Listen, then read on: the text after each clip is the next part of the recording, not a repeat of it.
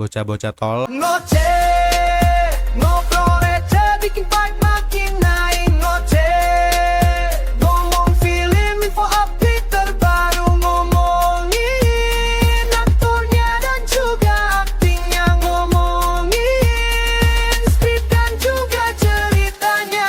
Halo nge, kembali lagi bersama gue Drian. Saya di Ngoceh, ngobrol receh seputar film ataupun TV series. Ya, gue baru aja nonton dan nyelesain series original dari Netflix dengan judul Wonderfuls. Jadi buat teman-teman yang memang belum nonton dan nggak mau kena spoiler, gue peringatkan spoiler alert karena gue akan membahas keseluruhan cerita di series Wonderful ini. Tapi kalau ada teman-teman yang belum atau sudah nonton series ini tapi sekedar mau berbagi pengalaman atau dengerin perspektif orang lain yang dimana di sini perspektif gue, ya silakan menetap di video ini sampai selesai nanti. Harusnya udah tau lah ya, kalau emang nggak mau spoiler nggak usah diklik gitu kan ya. Ya, sebelum jauh ke cerita series Wonderfuls ini, ada beberapa fakta-fakta mencengangkan tentang dibalik produksi series Wonderfuls ini. Jadi fun fact, sebenarnya series Wonderfuls ini punya koneksi atau kedekatan sama mendiang pendiri Marvel, yaitu Stan Lee. Yang dimana seharusnya tahun 2018 Stan Lee berkolaborasi sama Pow Entertainment, yaitu entertainmentnya dia sendiri, buat nulis atau mengembangkan naskah dari The Wonderfuls ini, yang dimana waktu itu ditulisnya masih The B-Team. Yang dimana kalau di Netflix ini sendiri digarap sama beberapa kreator ternama seperti Yo Eun-sik sama Kang Eun-kyung.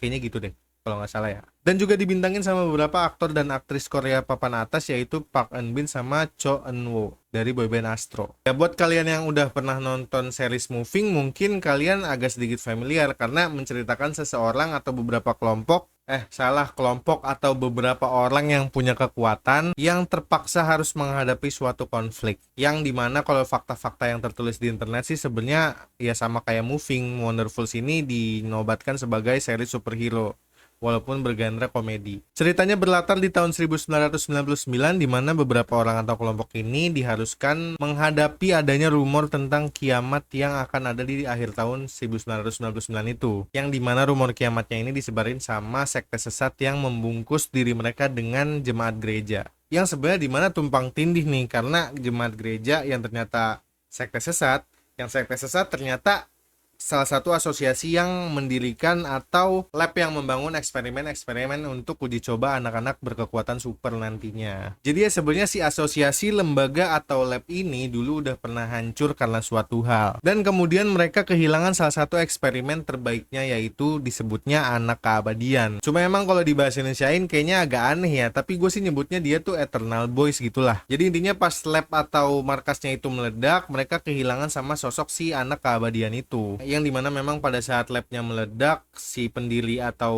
ya ilmuwan gilanya itu ditangkap polisi. Cuma pas sudah keluar dari penjara, dia nyari anak-anak eksperimennya dulu buat direkrut lagi buat nyari si anak keabadian itu, yang dengan tujuan buat ngobatin satu kakek-kakek yang nyamperin dokter itu pas di penjara kalau emang dia mau dibebasin.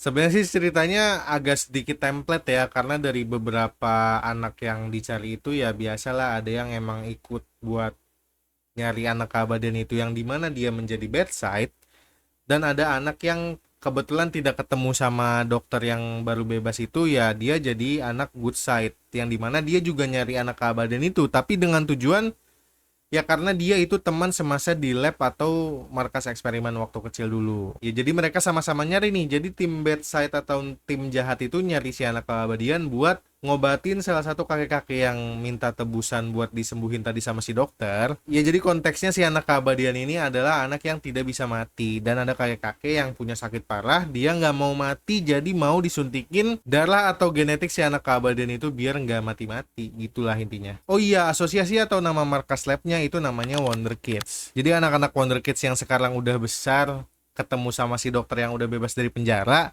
ini jujur mengingatkan gue sama konsep dan konteksnya Pengkor di film Gundala, yang dimana Pengkor sendiri menjadi bapak dan anak-anaknya menjadi ya anak-anaknya Pengkor. Sama kalanya di sini anak-anak lab eksperimen itu juga manggil si dokter yang baru keluar dari penjara itu juga bapak, karena katanya mereka yang buat kita begini gitu-gitu deh. Nah, sedangkan di tim Good Side, anak yang dulu menjadi sahabatnya si bocah keabadian ketemu sama orang-orang yang aneh ini. Terus juga di sini gue suka ya dari segi kreatif penamaan seriesnya, yang dimana namanya kan Wonderfuls, itu slang dari wonderful yang fullnya diganti jadi fools, karena emang mereka aneh banget mereka tuh punya kekuatan tapi aneh. Aneh dah pokoknya dah. Nah terus si orang-orang aneh ini ketemu sama yaitu bocah yang dulunya sahabatan sama si bocah keabadian. Mungkin itu ya esensi kenapa nama seriesnya Wonderfuls ya. Jadi ada 3 orang nih. Nah tiga-tiganya tuh sama-sama punya kekuatan tapi sama-sama punya keanehan. Nah keanehannya adalah mereka tuh harus diaktifasi dulu biar kekuatannya tuh aktif gitu. Ada yang satu harus deg-degan dulu, yang satu harus bohong dulu, yang satu harus diledekin dulu. Jadi kalau mereka nggak di-trigger sama 3 hal tersebut masing-masing, mereka nggak akan bisa aktifin kekuatannya. Nah jadi dari 3 anak tersebut tuh ada salah satu anak yang sebenarnya diasumsikan dan dispekulasikan awalnya si bocah keabadian yang selamat. Karena ada satu momen di bagian awal-awal series ini ketika dia mendekati kematian dan sampai mati, dia selamat terhindar dari kematian tersebut. Nah yang pertama nemuin itu karakter yang diperanin sama Eunwoo yaitu anggota dari boyband Astro. Nah dulu si Eunwoo ini di Wonder Kids dipanggilnya 3972 karena dari nomor ID-nya sama kayak Squid Game. Ngomongin sama kayak Squid Game, outfit anak-anak di markas laboratorium ini memang konsepnya kayak Squid Game. Iya kayak Squid Game. Nah jadi ceritanya karakter yang diperanin sama Eunwoo ini juga nggak tahu nama aslinya dia siapa. Dia ingatnya cuma 3972.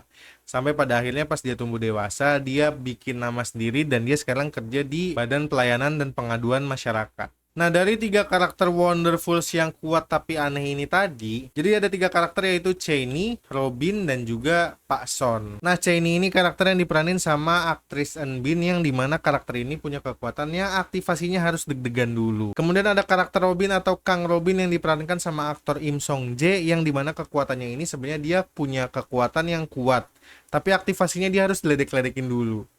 Kayak tolol lu gendut, goblok, idiot, bego gitu-gitu deh. Nah baru dia tuh aktif tuh kekuatannya tuh.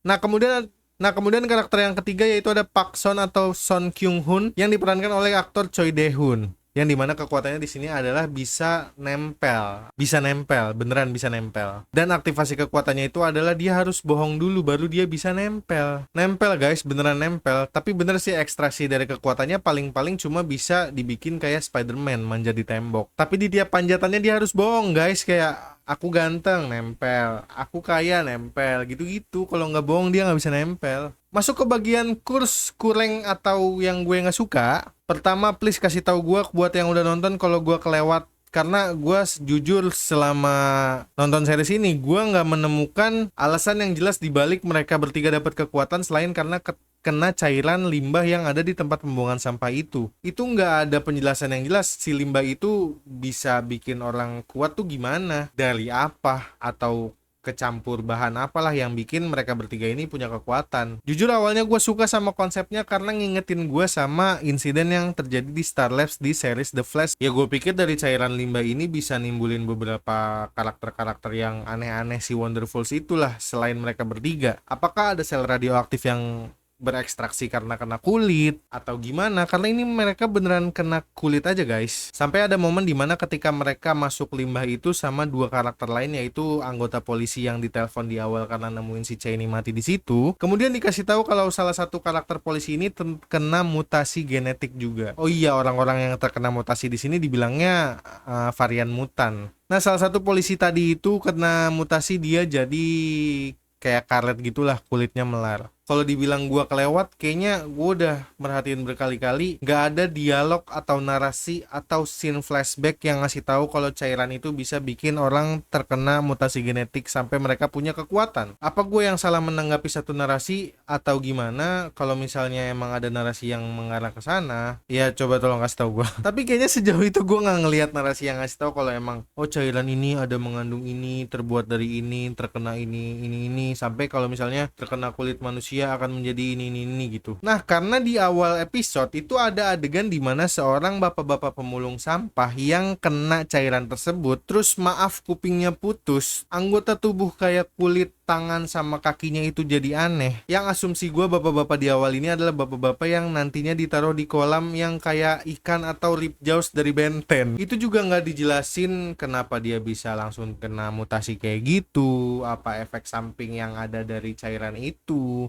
ada sel apakah yang bikin mutasinya secepat itu kayaknya nggak dijelasin. Ngomongin si bapak-bapak Ripjaws ini Nah, di pertengahan babak ini dia ditampilkan secara visual yang gua pikir awalnya dia bisa jadi kunci atau ya bantuan apa ya? Bukan bantuan, tapi kayak part of villain group lah gua kira. Tapi ternyata enggak guys, dia cuma jadi pajangan doang. Ya udah Yange, itu aja ocehan gue perihal series original Netflix Wonderful ini. Suka gak suka baik lagi itu urusan kalian. Thanks for your time and attention. Tetaplah ngoceh di tempat yang tepat. Gua Driansyah, thank you.